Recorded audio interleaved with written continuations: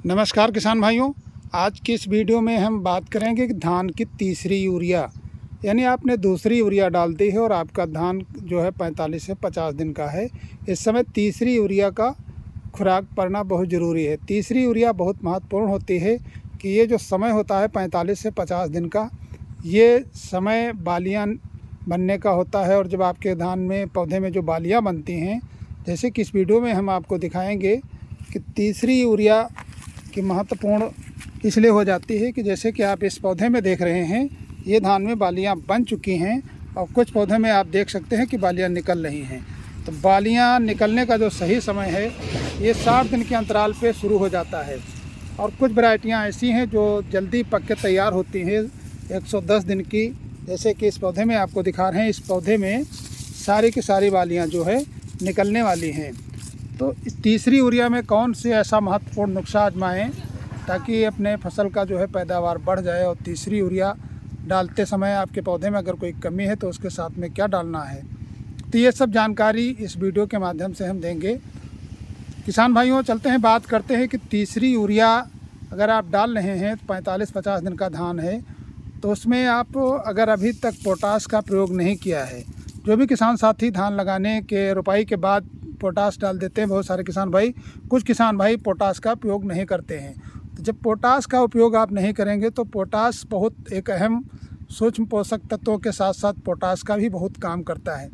Potash डालने से आपके पौधे में जो बालियाँ आएंगी, जैसे कि आप बाली देख रही हैं, ये बाली बहुत लंबी होगी। और पोटास आपके पौधे में जड़ों का विकास करता है, पौधे में हरापन लाता है। और ये बालियाँ जो निकलती हैं इसमें आप दाना जो बनता है, पोटास बहुत अहम रोल निभाता है।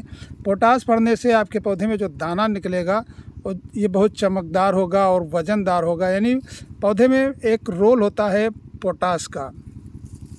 तो किसान भाइयों, अगर तीसरी यूरिया आप डाल रहे हैं और उसमें अभी तक आपने पोटास नहीं डाला है तो आप अगर इस अवस्था में आपका धान पहुंच गया है, जैसे कोई पौधे में गाब में बालियां हैं और कोई पौधे में बालियां निकल रही हैं, ऐसी स्थिति अगर आपके खेत की है, इस समय आप ज़मीन से पोटास अगर आपने नहीं दिया है तो पोटास, चिलेटेड पोटास का स्प्रे करें। अगर आप यूरिया का प्रयोग कर रहे हैं तो यूरिया की, जैसे कि ये जल्दी वैरायटी का धान है तो इसमें आप 25 से 30 किलो यूरिया अंतिम यूरिया के रूप में, यानी तीसरी यूरिया के रूप में आप दे सकते हैं। अगर आपका धान इस तरीके का है, जैसे कि इस धान में आपको दिखा रहे हैं, अभी इसमें बालियाँ गाब में हैं और निकलने में कुछ समय लगेगा, इस तरीके के यूरिया है अगर आप प्रयोग कर रहे हैं तीसरी यूरिया इस तरीके की फसल में, तो उसमें आप यूरिया का डोज 25 से 30 किलो बढ़ा सकते हैं। यानी तीसरी यूरिया के रूप में 25 से 30 किलो यूरिया और कम से कम 20 किलो पोटास, यानी अगर आपने अभी तक पोटास का प्रयोग नहीं किया है तो 20 किलो प्रति एकड़ के हिसाब से पोटास और 30 से 35 किलो तक आप यूरिया का प्रयोग कर सकते हैं। तो अगर आप इस तरीके से तीसरी यूरिया के रूप में खाद देते हैं तो आपकी फसल बहुत अच्छी चलेगी। और अंतिम अवस्था में जो बालियाँ निकलने की समय है, इस समय बालियाँ बहुत अच्छी निकलेंगी। और बालियाँ जो आप देख रहे हैं, बालियाँ का साइज जो है ये लंबा होगा और दाना इसके अंदर जो आएगा बहुत लंबा और चमकीला होगा। तो ये सब अवस्थाओं को ध्यान में रखते हुए आप तीसरी यूरिया का प्रयोग करें। और दूसरी यूरिया के बाद आप जब भी तीसरी यूरिया डालें, अगर आपने इन सब चीज़ों का प्रयोग नहीं किया है तो ज़रूर करें। अगर आपके पौधे में पीलापन है, खासतौर देखा जाता है कि कुछ किसान भाइयों के खेत में दूसरी यूरिया के बाद जब तीसरी यूरिया का प्रयोग करना होता है तो फसल में पीलापन ज़रूर आ जाता है। अगर ऐसी स्थिति है तो आप पोटास स्प्रे कर रहे हैं, या तो फिर आप उसमें चिलेटेड जिंक का भी स्प्रे कर सकते हैं।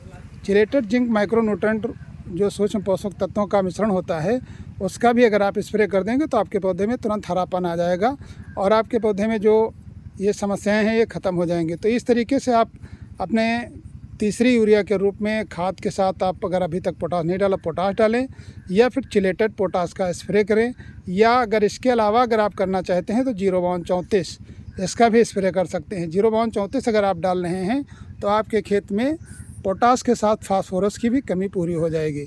तो इस तरीके से आप तीसरी यूरिया का प्रयोग करें। और अगर आपने स्प्रे के तौर में आता है आपका, तो तीसरे यूरिया के बाद आप स्प्रे में जो हमने बताया ये चीज़ों का स्प्रे करें। तो इस तरीके से अगर आप अपनी फसल को ध्यान में रखते हुए खाद से लेकर स्प्रे के माध्यम तक आपके पौधों को पोषक तत्वों की कमी जो पूर्ति होती रहेगी तो आपका पौधा बढ़िया चलेगा। तो फिर जानकारी आपको कैसी लगी? अगर जानकारी अच्छी लगी तो लाइक करिए और फिर मिलते हैं अगले वीडियो में। तब तक के लिए नमस्कार।